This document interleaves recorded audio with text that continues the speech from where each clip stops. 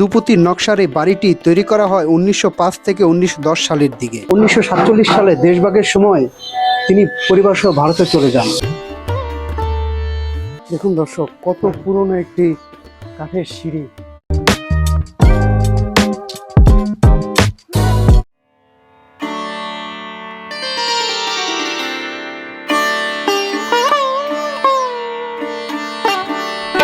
অতীতের মাঝে যারা নিজের শিকড়কে খুঁজে বেড়া তাদের জন্য পুরনো ঢাকা হচ্ছে এক রহস্যময় গুপ্ত ভান্ডার। কালের সাক্ষী হয়ে দাঁড়িয়ে থাকা সেসব বাড়ির দেয়ালের কারুকাজ, জানালার কপাট, বারান্দার গ্রিল যেন ইতিহাস বলে যায়, কিন্তু কাছ থেকে সেসব ইতিহাস ছুঁয়ে দেখা খুব কমই মেলে।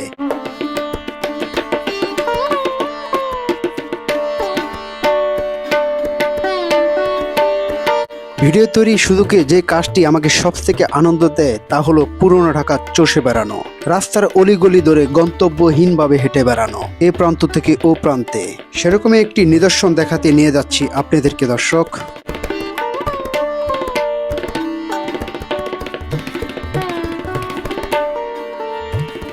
পর্দায় যে স্থাপনাটি দেখতে পাচ্ছেন, এটি হলো ফরাজগঞ্জে অবস্থিত বিকেদার রোডে 45 নম্বর বাড়ি। সবার কাছে বড় বাড়ি হিসাবে ভবনটি পরিচিত। ভবনটি প্রায় 150 বছর পুরনো, চমৎকার স্থাপত্য শৈলী, দেখলে যেন চোখ জুড়িয়ে যায়। তবে কালের বিবর্তনে, অযত্ন, অবহেলায় জৌলস হারিয়েছে। টিকে আছে কিছু কারুকাজ যা মন খারাপ করে দেয়। ভিতরে ঢুকে খানিকটা অবাক হলাম। এ তো দেখি আসবাব তৈরি কারখানা। দেখেও বোঝার উপায় নেই এটি একটি ঐতিহাসিক বাড়ি।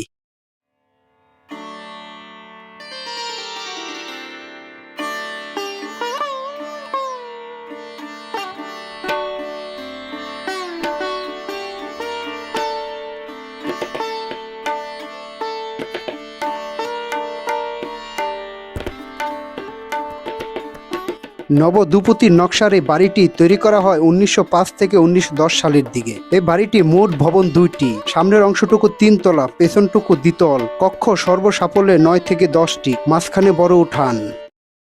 এই মুহূর্তে দাঁড়িয়ে আছি পুরান ঢাকার নান্দনিক স্থাপনা বড় বাড়িতে। এটি নির্মাণ করেছিলেন প্রশান্ত কুমার দাস।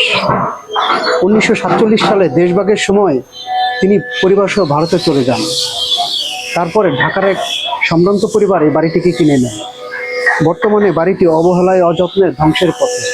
1947 সালে দেশভাগের সময় পুরান ঢাকার অনেক হিন্দু পরিবার ভারতের কলকাতায় চলে যান। আবার কলকাতা থেকে অনেক মুসলিম পরিবার ঢাকায় আসেন। এ সময় কোনো কোনো বনিনী পরিবারের মধ্যে বাড়ি অথবা সম্পত্তি মালিকানা অদল বদলের সুযোগ ঘটে। প্রসন্ন কুমার দাসও পেরেছিলেন।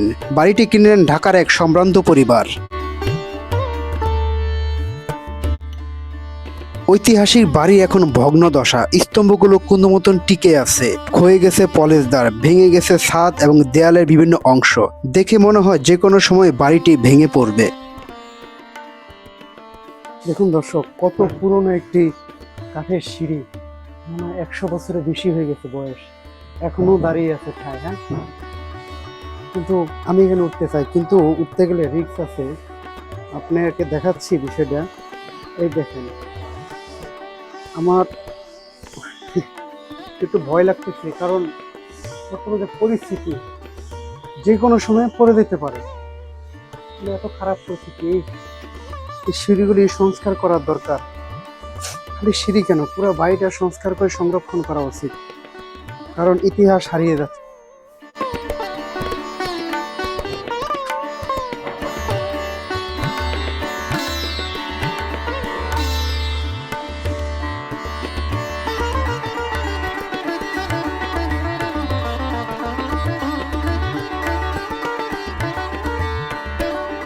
এতদিন বড়বাড়ি সহ বিকেদাশ্বরের ঐতিহ্য বাড়িগুলো রাজধানীর উন্নয়ন কর্তৃপক্ষের বা রাজুকের সংরক্ষিত সম্পত্তি ছিল, কিন্তু 2017 সালে 29শে নভেম্বর এখানকার সংরক্ষিত সম্পত্তি তালিকা থেকে বাদ পড়ে যায়।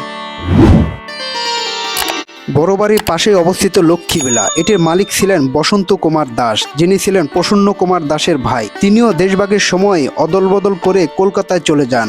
বাড়ির বর্তমান মালিক বাড়িটি সংস্কার করেছেন।